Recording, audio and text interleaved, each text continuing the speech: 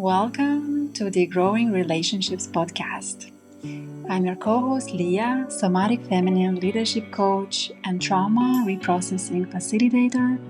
And my name is Fredrik. I work with leadership development. I'm also the founder of the men's group Transformation Within. And in these conversations, we will explore how to make sense of yourself and your partner in the dance of romantic relationships. Hi, Fred. It's good to see you again. Hello, Lia. Likewise. What are we going to talk about today? Well, we said in the last conversation, we said that we would talk about boundaries. Such a hot topic. Yes, you said it's a hot topic, so enlighten me. Why do you find that topic so interesting? I assume as an Enneagram 9, it's a very vivid topic for you too. Honestly, I'm listening to a lot of coaches and a lot of conversations, and I'm hearing a lot of just like hype around setting boundaries. I have to say, I don't agree partially with some things, which I really want to talk with you about today. So what's the message out there? What is the hype around boundaries? What is it we're debunking? I see this trend setting boundaries as a way of self-protection, self-preservation, you know. Well, there's a blind spot that can be right there if we are not really aware, and it basically puts the focus outwards. It's like how do you say, like a indirect form of avoiding to feel and to look inside.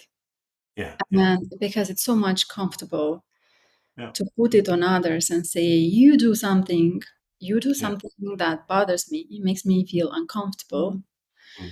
You say something always or never that Yeah. makes me feel a certain way that I don't like it.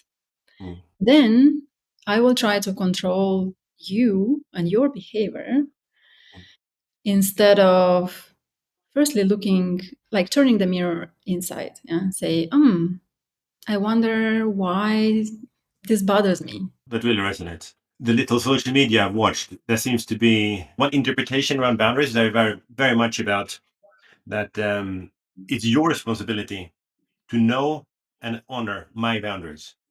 Right. Yes. And if you fail to, I have the right to punish you somehow, maybe cut you out of my life, or at least be very upset with you for not knowing and respecting my boundaries. And I think Exactly.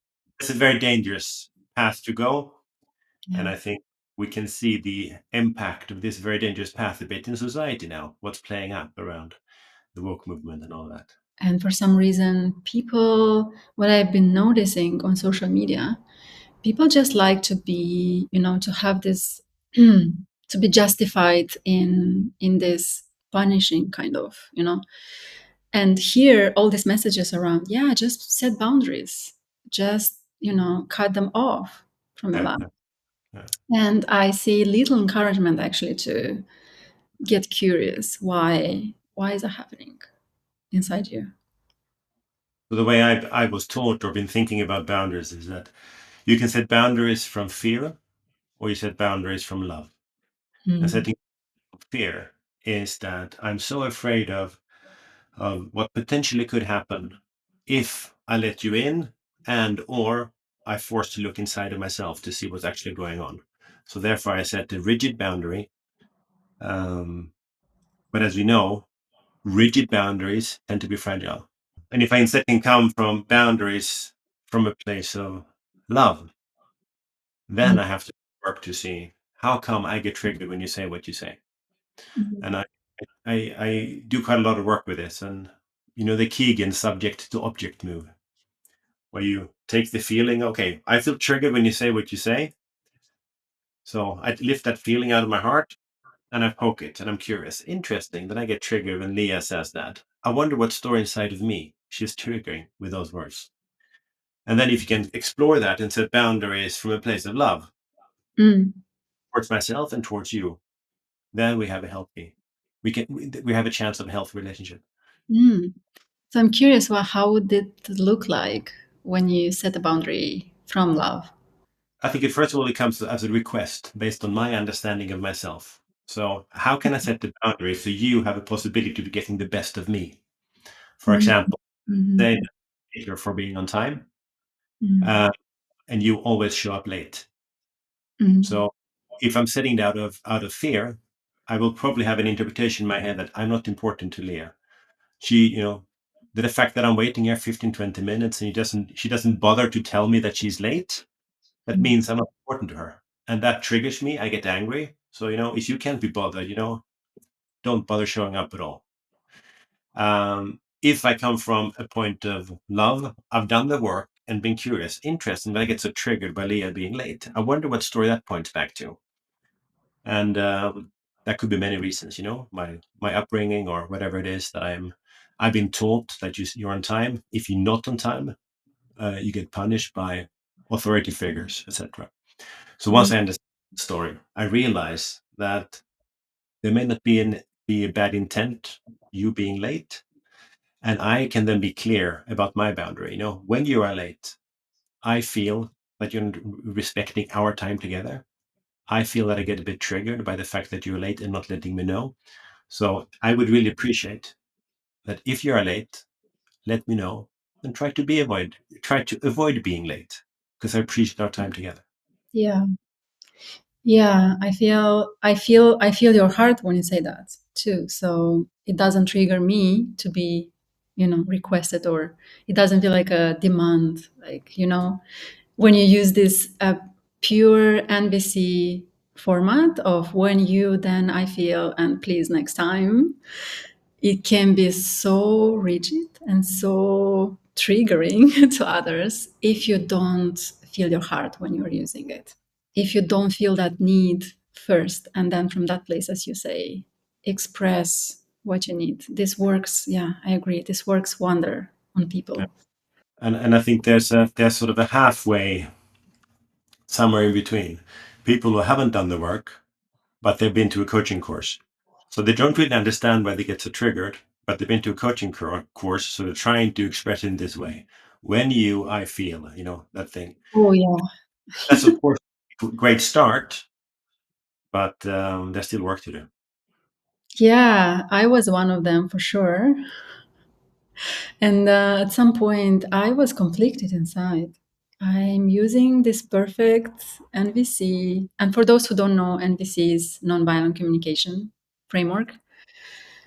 And it was still not working. It was still landing as a demand. And even men that I was dating, there's a specific man that I dated for a few years. And he was telling me all the time, why are you so demanding? And I couldn't understand. I was so conflicted. What do you mean? I'm using this framework. And then I realized actually that, wait, I'm not feeling my heart here first, and my need and my desire. And what has been your journey then to unlock your heart and introduce your heart into these type of situations? It's a very, very long journey and probably conversation. As an Enneagram Type 6, I achieved a lot in my life. And at some point, I woke up having so many achievements, but feeling unfulfilled and feeling that there is so much more to life than what I was having and what I was feeling. So it felt like I was awakening to life. And for this, I had to transcend a lot of fears because type 6 is very much rooted in fear, and start to feel safe, to feel my body, feel my heart, feel my needs, to feel basically. Because on the other side of fear, it's love, right? As you mentioned in the beginning, I'm a 9. So my path of regression is towards the 6, and I can feel that in my darkest periods, with my burnout and other things, I Yeah. can I feel that I regress down to the fear and the worry to a degree that I normally don't recognize in myself. Worry, yeah, that's right. Worry is the key word for type 6, and for so many women actually, also in my as my clients, we crave so much genuine connections, authentic bonding, and love, yet we block it. We tend to avoid unknowingly. And I guess that there's an unconscious pattern that is better not to accept it in, because then I will not be disappointed in the future. Yeah, it's almost like not feeling safety within to feel, Yeah. Yeah. just to feel.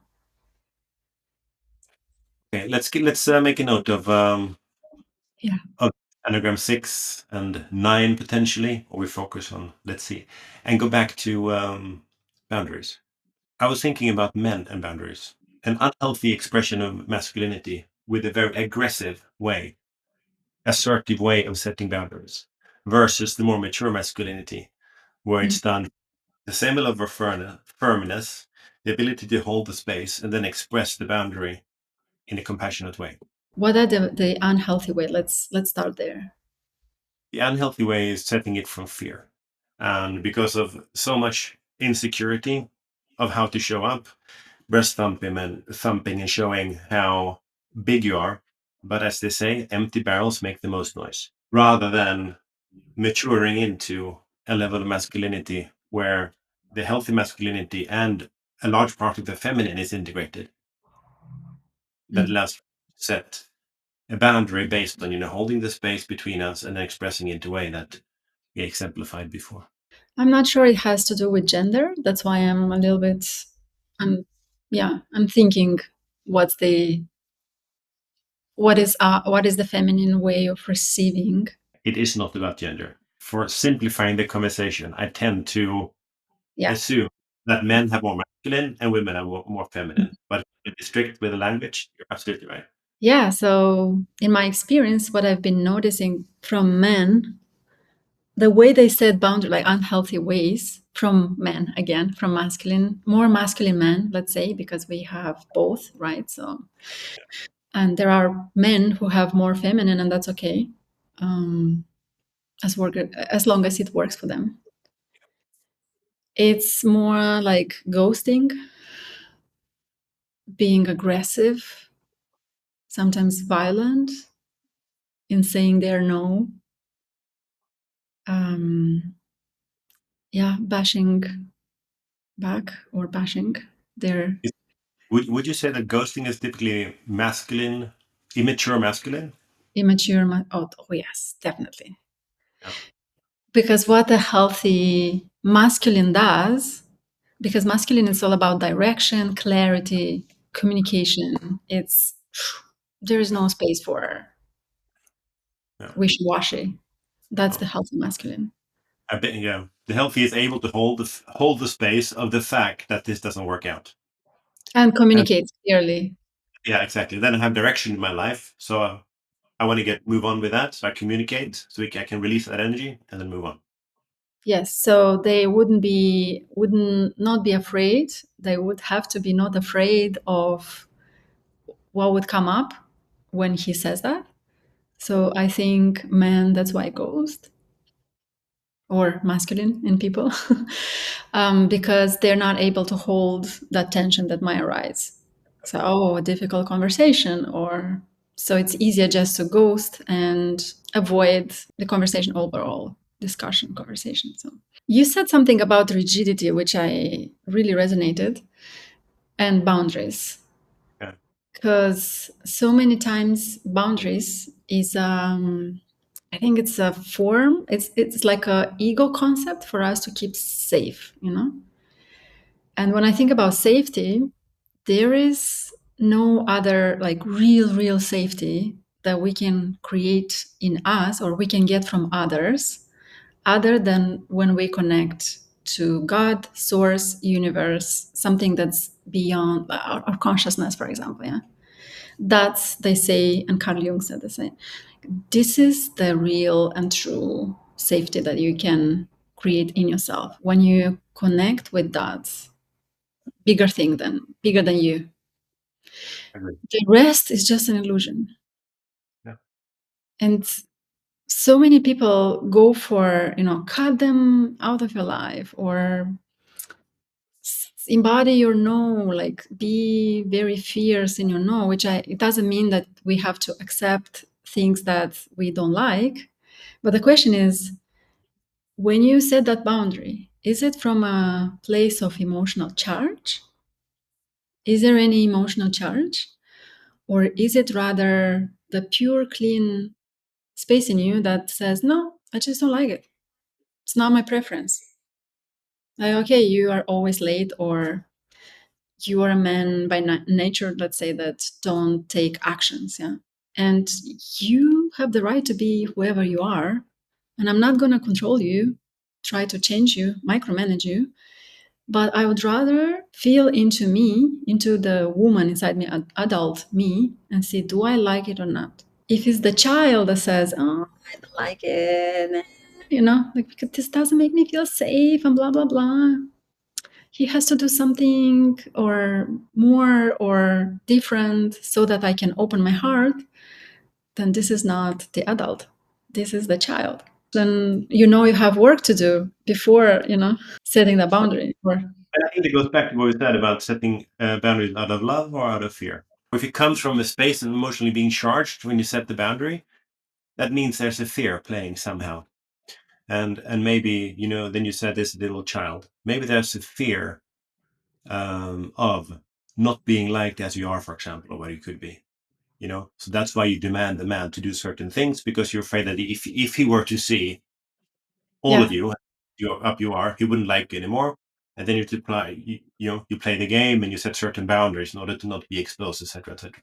yeah, yeah. Versus setting it out of love, and that can be love for yourself and love for the other. And in your example here, you said the love for me. I know it's important to me. I've done the work. I'm willing to live with this, not willing to live with us. And Mm. when you communicate that, there's love for the other as well, because you're not asking the other to waste time trying to bend over backward to fit into Mm. what you need. That's not Yeah. the request. And I think I also want to circle back to what I said about rigid boundaries are fragile. And I think that's so true, because as long as you try to sort of draw a line in the sand and sort of defend it, become very rigid around a certain boundary, those are fragile because life is moving all the time. Yes. Yeah. Yes. So that rigid boundary will break, no matter, it's a question of when and how. Yeah, they say life is not safe. Life is not safe. Actually, life is not safe. So what? Not what do we do now? Seek safety and grasp and make others behave a certain way so that we don't feel uncomfortable or feel better about ourselves? No. And I think that's the thing. A lot of people approach life from, trying to control life so they can get a sense of safety. Yes. You know, I can control. I can control which school I go to, university, the kind of job I get, where I live. So I sort of get a sense of controlling my path forward. And then I get into relationship. I want to control that I get the right type of partner and how the partner is treating me, etc. Because Yeah. if I get all these different elements of the puzzle, pieces of the puzzle in place the way I want them, then I can feel a bit safer.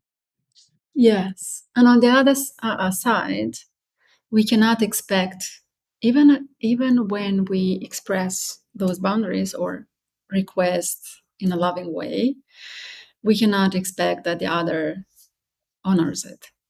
They might not have, it takes generosity for them to say, yes, I care about your nervous system, I care about your inner peace, I care about us, and I will do the effort. And there will be times when they won't have capacity to do that.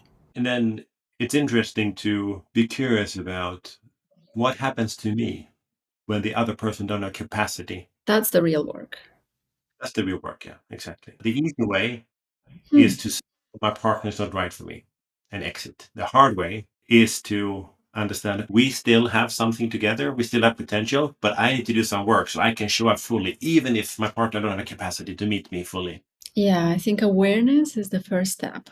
And then learning to hold ourselves and to discern between, wait a moment, right now it's not the adult me, it's the child in me that is frozen in time, and it's always going to be not enough. It doesn't matter how much the partner does. Yeah. And from this discernment, then to take care in a way of that child. Hold that part of you that really needs, I don't know, attention, affection in that moment. Yeah, so it's such a fascinating topic, eh?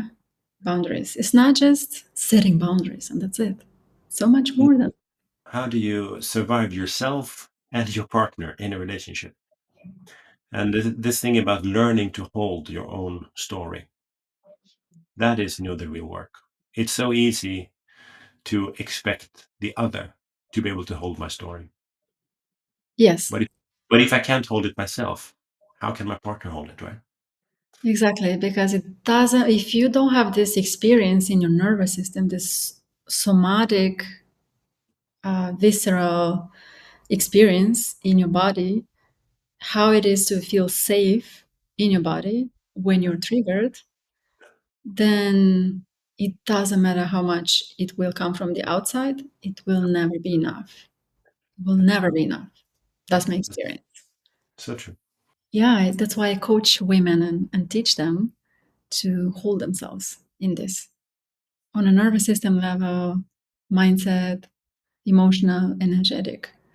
And my clients are just making so much progress and they are flourishing basically in their relationships. How do you help them? Because it sounds like a long process, and Mm. embodiment sounds like you need to meet them face to face. How do you do this?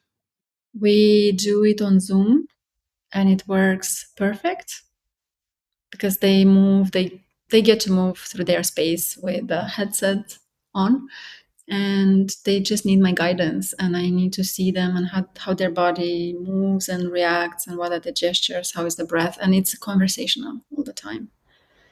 So we don't need to be face to face, honestly.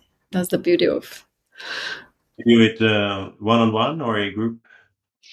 both one-on-ones and in groups. So in groups is more like high level, and one-on-one we go way more deeper into Yeah. the patterns that get in the way for them to show up from a love place. Keep them protecting their hearts, yeah, when they crave. Actually, they crave to feel deep love, soul shaking love. I find it interesting because from my female coaching clients, many of them senior leaders, I've heard a variation of the line, I've lost touch with my femininity many times because they work in a male or male dominated organization. And back home, their man doesn't step up to lead the home. So then in our conversations, I tend to hear something on the lines of, I've lost touch with my femininity. So I'm very curious about your work and how your work can help these type of women. Wow, that's such a rich question, and I love it. What I can say now is that women actually don't know, and I was one of them. Okay, so I'm coming from a very masculine. I come from the poorest country in Europe, so I had to man up and work a lot, and just to be in my head and disconnected from my body for so many years, and to prove myself and achieve and so many things that I'm actually proud of. But one day I woke up and I said, I want to be more connected to life. I want to have rich connections. I want to have fulfilling relationships. It can be a longer journey, but what women don't realize that the power that they hold is so potent, and it lies in their bodies, in their hearts, and in their wombs. Yeah, and they don't realize that actually by dripping into that power and embodying it more and more, they can inspire their men to step into leadership. Because what we tend to do as women, we criticize them, we complain, you never, we micromanage, we control, right? So there are so many, and this is a self protection basically for women not to feel their desires, their needs, and what is alive for them.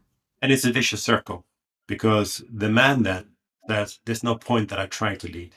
because whatever I do is not good enough. It's the wrong timing. I'm not doing it the right way. I'm not anticipating her thoughts and needs in the right way.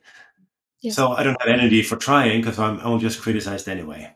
And then this becomes a vicious circle, spiraling the relationship down. Yes, totally. Like I can imagine how as a man I wouldn't be inspired either. I would be like, "Pff, whatever." But women don't know that they lead actually. The power is in their hands. They go first. They open their hearts first, and then it's like a scale. You can imagine. So the feminine is here, and the masculine is here, and the more woman, yeah, she drops into her body, descends basically, the higher he rises into his masculine and leadership. So you don't even need to do anything, have conversations, whatever. That's the first and very powerful. That's polarity. But I find this interesting what you say. The woman leads through dropping into her body. Yeah, I fully agree. However, doesn't the woman need the safe space in order to allow herself to drop into the feminine? So if the man doesn't step up and create the safe container where she feels that, okay, I can relax into my feminine, then it will happen. That's the trap. Okay. That's the safety created from the outside, as we were talking 10 minutes earlier. Yeah. Yeah. Nobody will make me feel safe as long No, as I don't have this experience in me. I am the only one who can create safety in me. agree. But No, I'm not suggesting that the man creates safety in you. What I'm suggesting is that the man needs to control the outside environment enough so you feel that the outside world mhm. is enough for me so that I, within this little container, have the space to explore my feminine and drop into it. In a relationship, it's kind of true.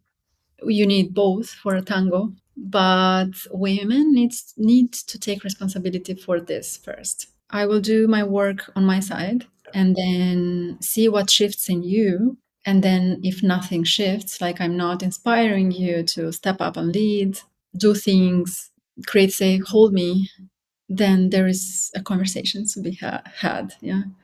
And then we see, okay, what is happening? What is, maybe you have to do your work, you know? The one who is more aware starts, but ideally the woman, because she leads emotionally. The one who's more aware starts.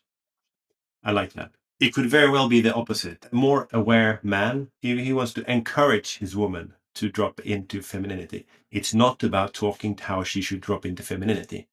It's about leveling up and Yeah. making a space so she can relax and Yeah. then feel, okay, now I feel that the outside world is taken care of.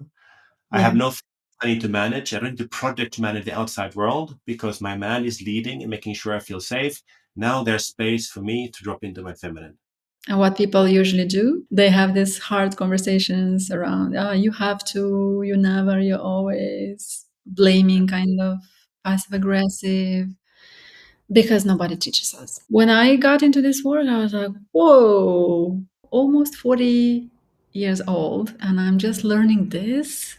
If you look at the youthful ambition of creating a life for ourselves, I don't think we are very receptive to this type of work in our 20s, early 30s, because we're so focused on, living up to the expectations of society. But then, 35, 40 something, we start to sense friction. And if this work doesn't sort of knock on our door, then there's a risk we lose out a lot in life. Because I think this is sort of really fundamental work for the second half of life. Ideally, we wake up to this.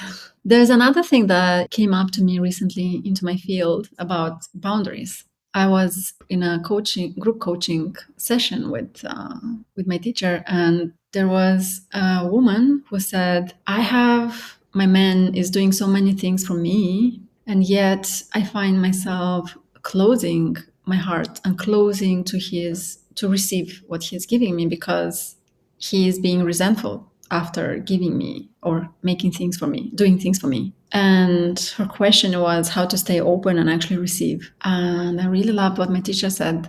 She said, taking care of his boundary is not your job. He would, for example, make breakfast for her, but then Mhm. forget to eat himself. So that would create resentment in him, that Okay. because he did all these things for her and Okay. didn't have time for his things.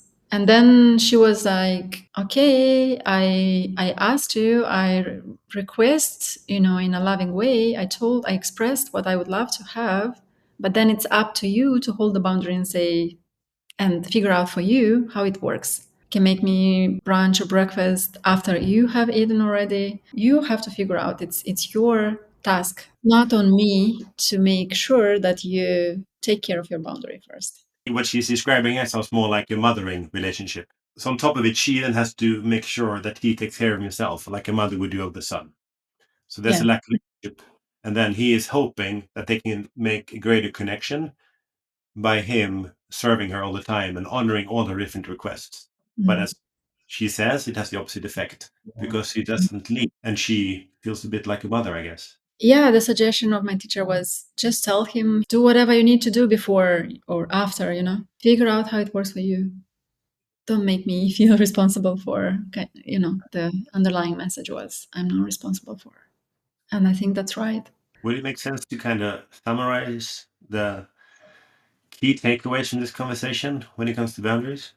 I don't even know, like bullet points, whatever. If I were to summarize it, you can set boundaries from fear or you can set boundaries from love.